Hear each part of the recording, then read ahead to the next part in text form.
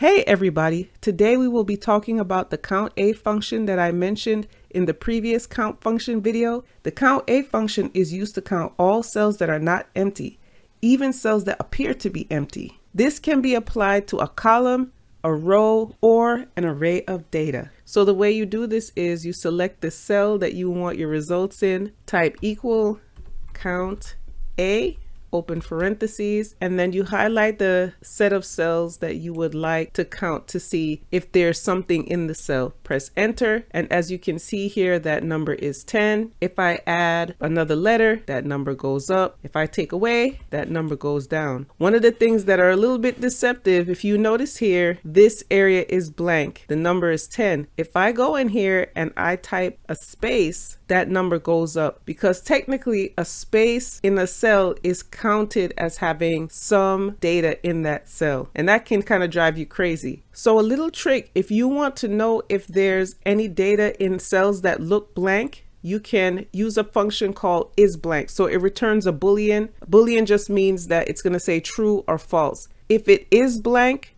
it's going to say true. If it's not blank, it's going to say false. Okay, so you go ahead and hit equal, type isblank, open parentheses, highlight the area that you would like to test, press enter, and it auto filled. So as you can see here, these numbers is blank is false because there's numbers there. I have these letters here. Now here's something, is blank is false here. It looks like it's blank, right? So we can just go in and delete. And as you can see here, it turned to false. I pressed the delete key. It also recognizes any errors, any dates are going to be false because that's not blank. These are blank, so they are true. I'll just go ahead and put a space here so you can see again. And that turned to false because there's a space there. So that's how CountA works. If you have any questions about anything we've discussed today, if you want further information, please let me know. Thank you so much for watching. Please subscribe, share, and let me know what other things you would like me to cover. Thank you so much. Take care. Bye.